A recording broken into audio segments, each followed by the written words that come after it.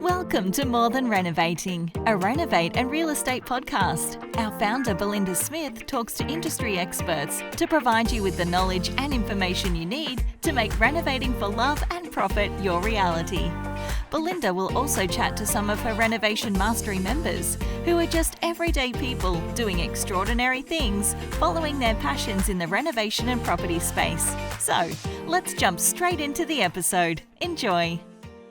Hi, welcome to the Renovate and Real Estate podcast, More Than Renovating. With me today, I have Foong Buckland. Foong is a champion student of mine inside the Renovation Mastery group and an all-round great lady, plenty of energy and deeply entrenched in renovating. So we'll hear from Foong today and I'll unravel Foong's story. How are you, Foong? Thank you for joining me. Thanks for having me, Belinda. It's nice to be together with you on the podcast. We've done a few interviews, so I know what this is going to be like, guys. So hold on to your hats. Foong talks fast, and she's pretty serious about renovating. What drew you to renovating in the first place? I think it's a multitude of reasons why. I'm sick of my job. So I used to be a pharmacist, and some people know me as a drug dealer. That job turned out to be quite boring after you've been in the same spot for 23 years, and the income, you actually hit the cap, like hit the ceiling that you can't go any further. And I always loved to design, but as a Asian family, the family would always ask you to be a doctor, a dentist, a pharmacist, or a lawyer, accountant. So design is never be the option in the family in the first place. So I decided to venture out, like be the black sheep of the family, and decided to start doing my own renovation of my own investment property. Back then we have about 14 negative gear property, and we had to get rid of it because it was quite painful towards the end. So the only way to uplift the property is by doing renovation, because we bought the end product, the finished product. There's no scope for us to do extension or subdivision or all that strategy. So the only way is to reno. And from there, I had a test of that after doing 12 of our own property, and I quite enjoy it. And since then, I kind of start doing all the joint venture with other people as well, and start that journey. And I eventually resigned from my pharmacy job last year December, I think. Yeah, and I gave my license, so which means I cannot practice as a pharmacist anymore. So that's where I came. I didn't enjoy my job, and I quite enjoyed the renovation. And you really transitioned out of it. I know you dropped down to a few days a week working to hold your license, and you did what was required to hold your license until you were sure that this is the thing for you, and until your income took over what you were earning as a pharmacist. And so it's been really cool for me to watch that. And I remember when you announced in the Facebook group, hey guys, I've just quit my job. Like, that's a big deal. Yeah, it was a big deal because I remember as a pharmacist, as I said before, you only can earn so much unless you go and own a pharmacy. That is a very big steps up. And I'm not a real business person. I really don't like that environment. So I still remember when I used to work full time as a pharmacist, I probably earned 6-digit figures. I was quite happy with that. But switching from there to renovation, it is a huge difference. Currently, like based on 2021, my net income from renovation, I tripled that, or almost 4 times as much as what I used to bring back. So that is the other reason, because I get my lifestyle back. I have my flexi hours, and I can do whatever. If I don't feel like going to work today, I can stay in bed and do nothing. But that is a choice that you have, rather than 9 to 6 that you have to go there and open up the shop and get abused by angry customers. So that's a decision I make, that I just chuck my white coat in and then put my steel boots on. Yeah, good on you, Foong. Big and brave. You raised a few things there that really I probably would like to delve into a little bit more deeply. I know that people think that renovating is exhausting. I hear it all the time. People go, oh, if you renovate, it takes up all of your time. So tell me a little bit about how you manage your time so that if something important comes up or you do want to rest, you can take a few hours or a day off. How have you got things running? Well, currently I'm doing 6 projects at once, six rent project at once. I used to be hands-on, and that's when I cannot expand, because if you are so too much hands-on, you can only do 1 or 2 because you physically is not capable, and mentally is quite exhausting, and time, you only have 24 hours a day unless you sleep faster to make it more time out of it. So I set up a system whereby I delegate my job. So I have my team. And not only that, recently we tried out the WhatsApp video. So I don't need to be on site. So my guys can call me on WhatsApp video and walk through the site with me. So I don't have to run 6 sites in one day. I can just go to 3 sites on one day and the other 3 sites the next day. So, we piggyback on the expertise we have around us. You have to have a trust on your tradies as well.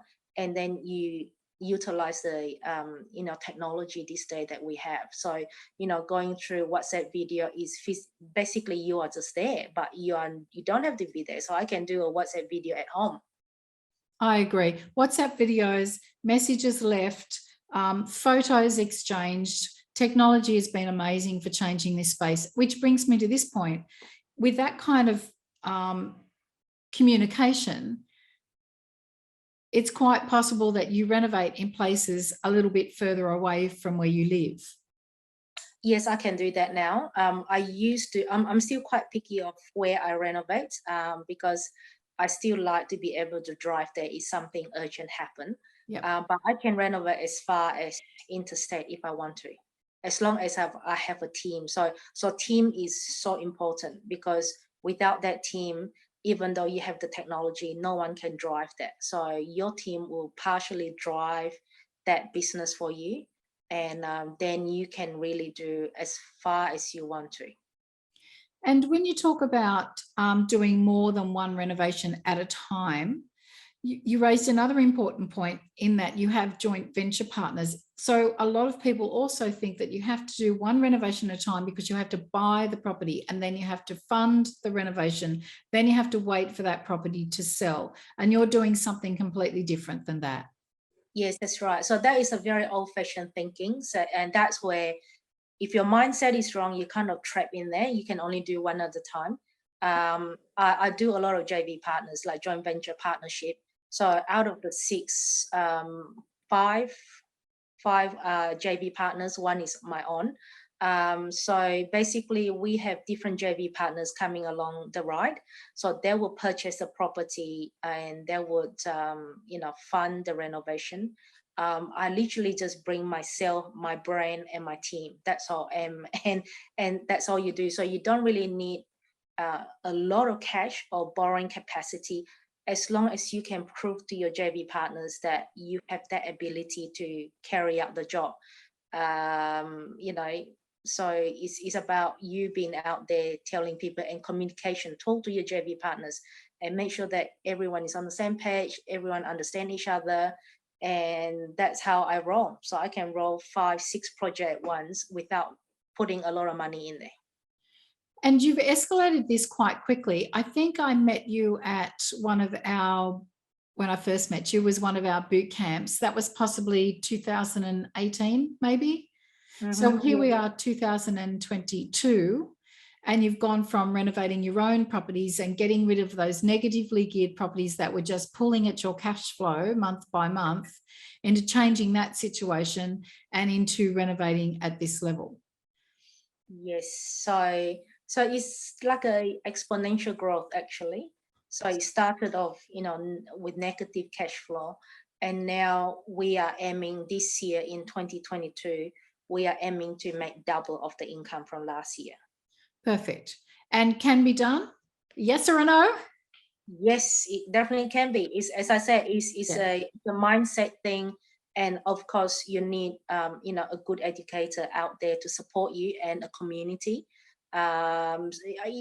Renovation can be quite a lonely journey. Like, you just yourself and your team, and mostly as a female, your team is all men. So you talk to the boys and you are the only female. So in a very nice community like, Renovation Secret, that really helps to, help each other and support each other. Yeah. And beyond that, when you're side by side with other people and they're renovating as well, it becomes very real. And the thing I like most about you and other members of my community, everyone knows I love my community, is that we're just everyday people. Like, you're a pharmacist. I used to be in the police force. Everyone has, their transferable skills from where they came from, and renovation is now their passion and their way of moving forward.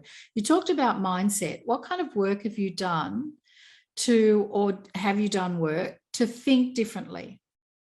I listen to podcasts. Yeah. And I listen to a lot of motivation speaker from various, like, Wayne Dyer and all that people. So it kind of changed your mindset a lot. And when I go for a walk in the morning, I usually have that on rather than playing a music. So I'll listen to, you look up podcasts and they will have hundreds of people talking about motivation talk and so on. So that mindset is quite important, because there are a lot of people out there telling you that it cannot be done, which is the first thing that they try to pull you down, to bring you back down to their level. So the only way is to stepping out and is to get help from other sources. Why do you think people do that? I agree with you 100%, but why do you think people do that? Tell you a million reasons why it won't work. 2 reasons. One is jealousy. They don't like to see you to be successful and making money. Number 2 is maybe they are too caring. They're worried that you might get burned. So that is a 2 extreme ends. So one is really just they don't like to see you to be successful in your life. They like to bring you back down to the same level like them. I mean, like, how many people are out there like really actively making their own money? Most people are sitting there and whinging about what cannot be changed. Yes. So I think that's a 2 key reason. Yeah, 100%. A good friend of mine who had a very, very successful business once said, people love to see you well. They don't necessarily like to see you do better than themselves. Mm-hmm. And people also don't like to see too much change in another person. Like, they like everything in a box, how they know and they like it. Like, they've got everything around them in this ordered fashion, this orderly fashion, like they've already known. So if they think if you're on this trajectory, you might leave them behind, and then you might become different or find different friends and mix in different circles, and things will change for them. So yeah, I agree 100%. So do you feel like you're brave? Well, yes, I am. Otherwise, I wouldn't be jumping from one profession to the other.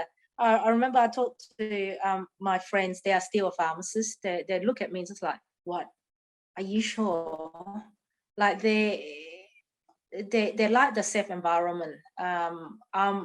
Well, to them, in their eye, I'm not brave. In their eye, I think they think I'm stupid. Like, I'm throwing away such a good job and then swap for something else that may not be working. So everyone look at me differently. Some people might say I'm brave and stupid, and some might say I'm just, a average Asian woman that try to make do with her life and bring good income to the family. Yeah, you're not an average Asian woman. Well, you've got so much you have, and I guess I do too. And a lot of the women, I love women in my community, a fire in your belly that makes you want to just see explore the possibilities. And yeah, I think it takes a little bit of bravery. So yeah, I agree with you. And I'm glad you said that you're brave, because I see you make brave moves, not stupid or risky moves, but brave moves. Other than that, you'd still be with your pharmacy guys, or you would have still hung in there to keep that license just in case, so you could fall back on that. So I really applaud you for taking the leaps forward, a leap of faith in a way. But let's talk about the risk. Do you think that renovating is risky now that you know what you know and you've done what you've done? Well, to be fair, for anything that we are doing always carries some sort of risk. There is no such thing as risk-free. Renovation is one of those as well, because you never know. I always say you never know until you open up the wall, right? Until you open up that whole can of worms, and then you start to, either freak out or you come up with some solution to tackle all the challenge. So there is always a risk, but then you need to know what sort of risk you can take before you take on the renovation job. So then that requires, a good education and teach you what to let go and what to pick up. And how much of a contingency to leave and how far to take the renovation, and be fluid on the job. So if you might have an idea about completing something to a higher end and you strike troubles and your funds have to go towards fixing those troubles or fixing a problem, then you have to be fluid with the decisions that you've made about what you might have wanted to do to a different area and pull back on that a little bit. So I agree with you. What is the biggest challenge that you've faced on site? Having boys fighting. Oh, your own kids, or the tradies. So I feel like, I'm at home dealing with my two boys. When I get on site, I'm dealing with boys again. It's just like some tradies, they don't get along together quite well for some reason. It's not culture different or anything. They just don't talk to each other really well. There was an incident where a tailor and the electrician were having a yelling match, just like the two old women on the street yelling at each other. I can hear them from a couple of streets away because I have to park my car so far away. I walk down, I literally can hear two of them yelling at each other. So I now have to stop them. And I got another incident where a cabinet installer and a painter were just about to fight. Those were the challenge I have to deal with. It's not physical to do with the house, but it's deal with people. Yeah, right? people, So personalities, circumstances. Yeah. Not only you're the renovator, but you're the counselor or you're the mediator. You have to sort out, a lot of conflict between the workers as well. I should say that my team, they work quite well, other than a few incidents like that. So most boys tend to work quite well with each other. They will work out the plan to say, okay, I'll do this first and you do that. But when you don't supply them electricity, that's when they get really angry. Yeah, that's true. It makes it harder for them. Okay, to put their power tools on. All right. So in those circumstances, did you walk away feeling stressed? Or did you how do you deal with the anxiety of having a lot going on? With the fight from the boys, or fight from the boys, a lot of projects going at the same time, just the amount of I don't have that yet. Moving parts. I don't think I have that yet so far. I think I'm still coping quite well. That's why I'm to challenge myself to see how many projects I can do one at a time, how many I can do one at a time, because currently sitting on 6, I'm still quite comfortable. Yeah. So I don't know. I guess I don't have get to that stage yet, and I figure I should prepare for that as well, just in case. But when the boys fight, they literally do talk to each other after, so you just need to talk them through. I'll take them out for a beer and sit them down and have a chat. In terms of project, if the project can go pear-shaped sometimes, I just have to deal with it one at a time. So it's just like cleaning a house. You clean one house at a time rather than looking at the whole thing and getting stressed out. So renovation is the same thing. So I'll just deal one thing at a time and then asking for help. That is a key thing. You have to ask for help. So if, for example, my electrician will call me out and say, we've got problems. And I always say to all my tradies from the very beginning of the year, I'll send out email to say that if you have to ring me out and tell me you have problems, then the next question you have to ask to tell me is, this is a solution I have. Yes. So don't ask me to come up with solution. You guys come up with solution. You can tell me the problem, but then you should give me a few solutions to solve that. So usually we are quite good with that. So I don't get too stressed out because I know there's a problem, but I have solution coming up as well. There is a solution to every problem. It mightn't be your first choice, second choice, or third choice, but there is a solution to every problem. I've always got this saying that there's no point really worrying unless there's something to worry about. So a lot of people worry in advance, and I think, okay, I'll just wait until something happens and then go to plan A, B, or C. So I'm on your team. Do you do anything personally to keep calm? Like, I know you said you go for a walk in the morning and you listen to a podcast. What's the weird side of Foong that I don't know?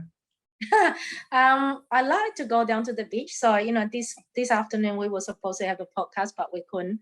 Yeah. Usually that is my office. So I usually will pull over in a car park, which is, you can see the sea, you can see the blue sky, and that's where I do my work. And that's quite calming because then I will switch off my radio so I don't have noise in the background. All I hear is the wave. Yeah, me too. I head to the beach too. Yeah, I head to the beach because most of the Renovate projects so far we're doing is all along the seaside. So for me, it's just bonus that I can pull my car over and just do that. Yeah. Yeah. So what most excites you about your future and renovating being a part of that?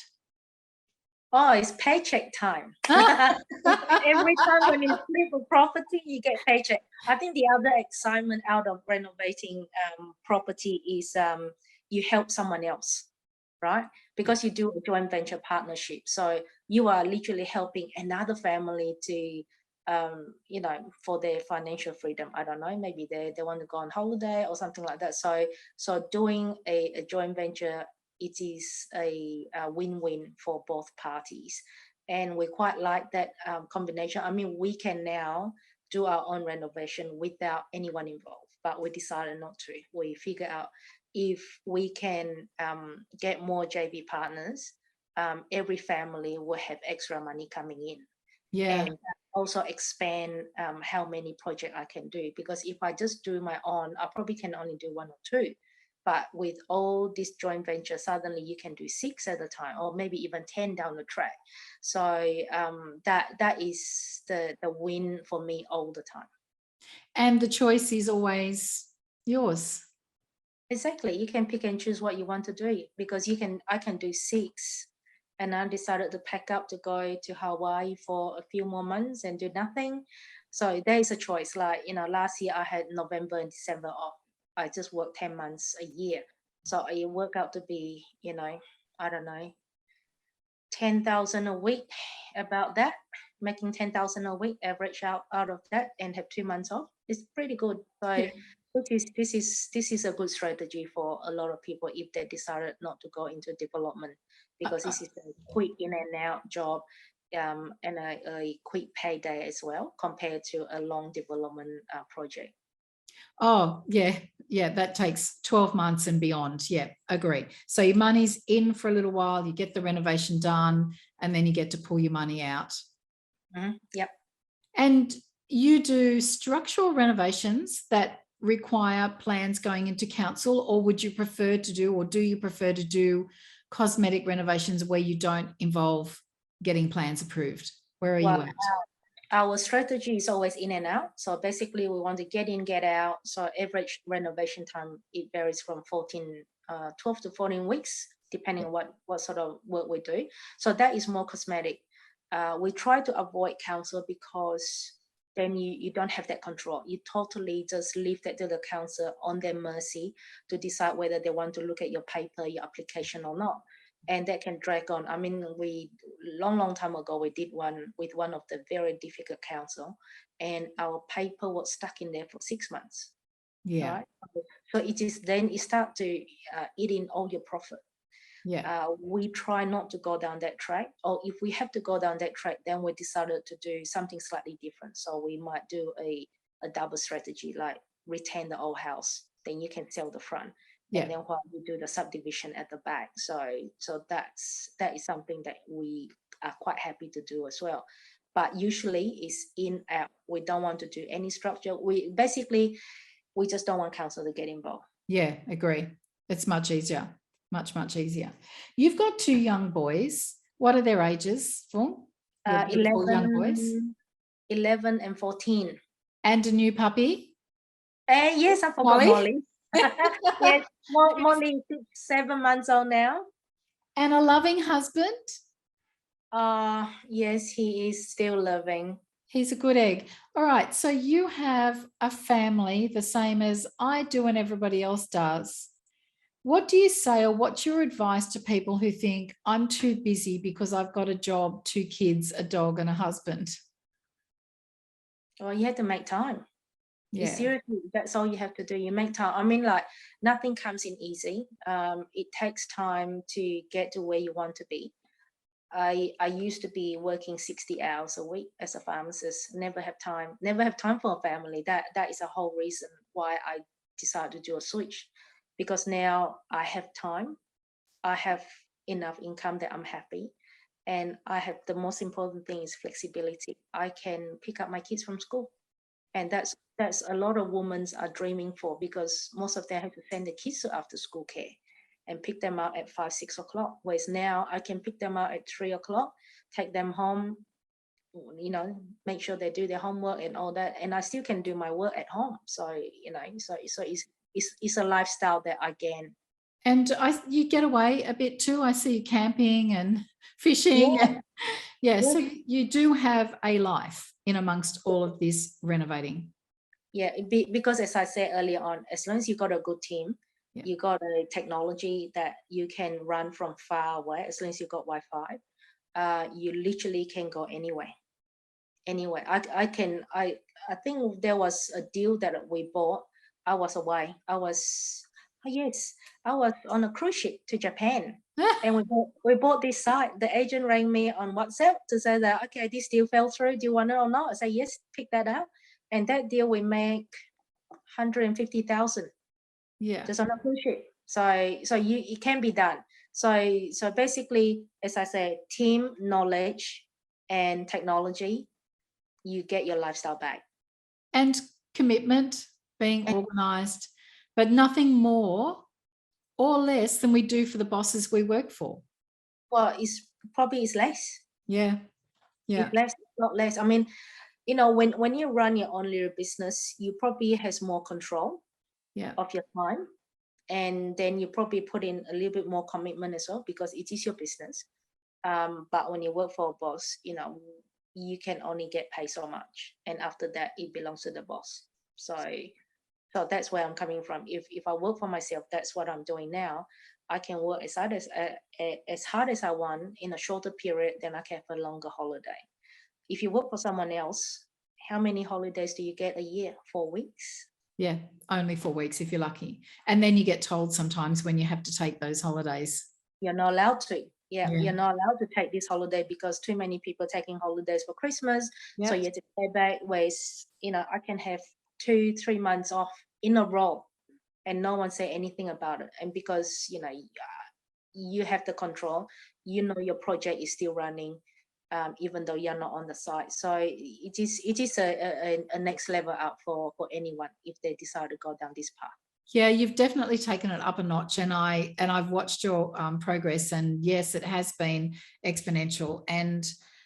But at the same time, I see the way that you've done it, and it's very repeatable for somebody else to do the same as you've done. And you're an extraordinary woman, but there are plenty of women with that same fire in their belly out there who could make something happen exactly the same as you've done, because renovation works when it's done well, when it's done properly. So what is the biggest key takeaway that you've taken away from me and my group? The support that I get from you and the community is so important. Like, it is supporting each other, and when you got problems, there are people there that you can fall back, you can ask for help. Not only that, your website and all that has a lot, and the newsletter we always receive every week, which is really good, and that keep people like connected to each other, because some courses you sign up and because they don't have that regular reminder, people tend to drift away. Yeah. And that sort of weekly letter helps people to get connect again together. And have you connected with people inside my community to do some joint ventures or to do some work together? And Yes. And I love that. I love that. I think that's what it's all about. That's why I put a lot of time into putting it together. Yeah, because I think some people, they like to learn, but they may not be at that stage yet to let go of their current job and jump out, because you need the transition like what I used to do. So instead of their money sitting in bank doing nothing, they rather park their money with me and say, look, if you make me 50,000 per deal, that's extra money that they never have in the bank. And like, how much money can you earn from the bank for 50,000 in 14 weeks? On the interest that the bank currently pays? Yeah, 0.0. Zero. 0.01. 0.00. Yeah. We know. So it is helping, someone who park their money doing nothing and make some money out of it while they are transition themselves across to the better life. And talk about that better life. Retirement for you is how far away, do you think? Or are you like me? I'm already retired. I'll never retire. I'm basically officially retired from pharmacy last year. Oh, that's one retirement. I mean, retire and do nothing but read books. Oh, no, I don't read. You know me. Don't read. I only read magazine with pretty picture in there. I don't read. I'm beautiful. And inside out magazine. I never thought of that, because when you really enjoy what you're doing, retirement is never in the equation at all. I can keep going on this as long as I've got good health and good support from friends and family in the community. I'll be going for a long while. Yeah, I agree. Me too. Yeah, we'll retire when we're 97.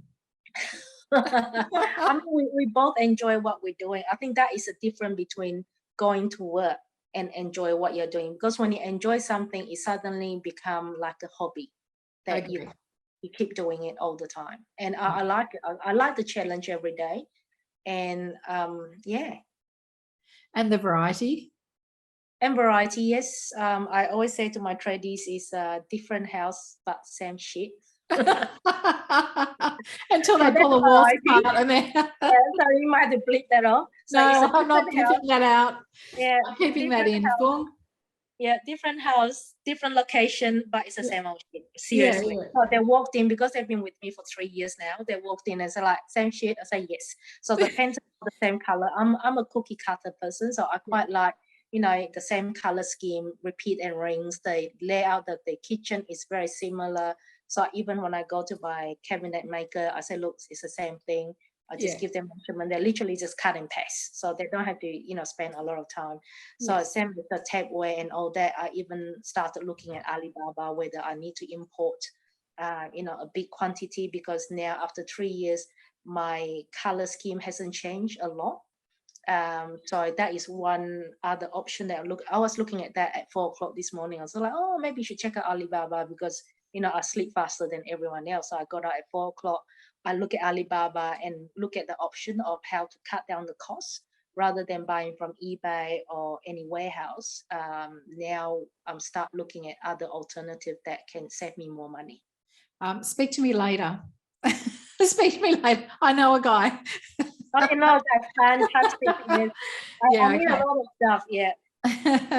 Yeah, I think if you can keep your costs down, you can increase your margins, you can repeat what works for you, you can change it up if you need to change it up for a particular property. You do a lot of character homes, so what you've already established works across those homes. If you do a different style home, you might tweak things a little bit, but there's so much that you can apply that you can just get in there and get it done fast. You know what your color is going to look like, and you know what your flooring is going to look like, because you've seen it in 5 or 6 or 10 homes. So there's no ugly surprises, and you get to use the leftovers.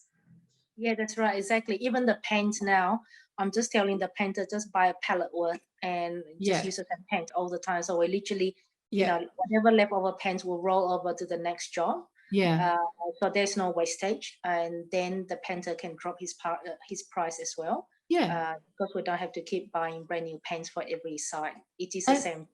And what a blessing for him, because as a builder or as a painter, nothing worse from the poor guy than somebody spending 3 weeks trying to pick a colour and umming and ahhing and testing and saying, oh no, I don't want that, I want to change that. That's a nightmare for a tradie to get in there and know exactly what you want and go and just do it and know the standard in which you expect from them is gold. Yeah, that's right. Yes, because I think when you deal with, if you can do bulk like that, you actually get a better saving as well. The painter now is quoting me, like, for example, a 4-bedroom house, 4-bed, 1 bath, painting inside and outside, literally inside except the roof, but everything else for $10,000. Yeah, very, very cool. And if it's easy for him, you know, people talk about it being difficult to get tradies, but if you're really easygoing with your tradies, they know what to expect from you, and they know that you're going to be really easy to work with, and you pay well and pay on time, then they're going to be at your doorstep the minute you say, I've got a job on. Yeah, I think that's a key, because a lot of tradies work for big boys as well. Yeah. And the invoice get dragged out for 3 to 6 months. Yeah. Where when they work for me, I usually pay the invoice within 48 hours.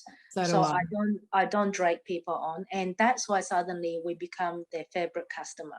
Yeah. They would rather drop the big boys or push their job back and jump in and do my job first. So it is about, you know, how you treat your tradies as properly. Yeah, I agree.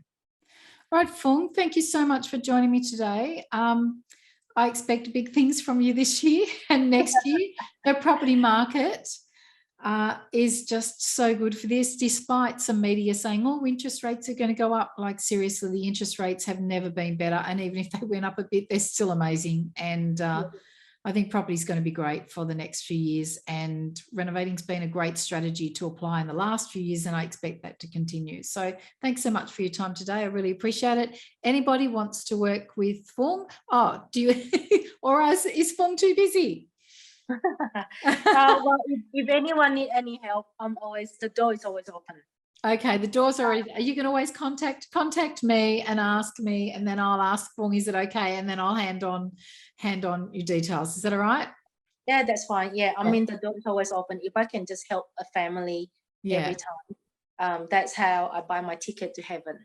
I think that is you deserve a little ladder to heaven. I think it's a really nice thing to do. Look, honestly, that's why.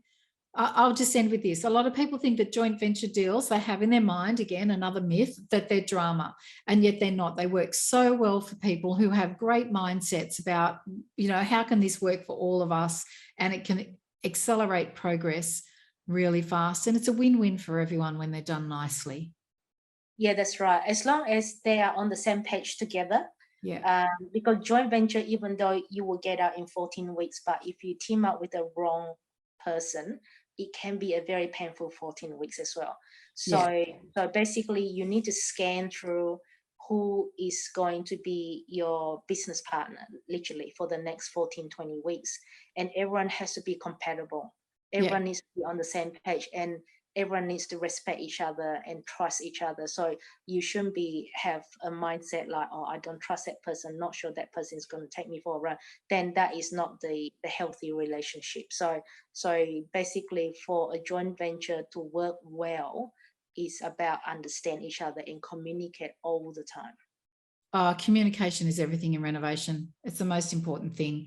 And us ladies know how to talk. On that note, I'll say thank you so much, Foong. I've really appreciated you sharing all of the details that you openly shared with everyone today. I know it's very helpful, and I love the way you just keep it real. Just keep it real. Thank you very much.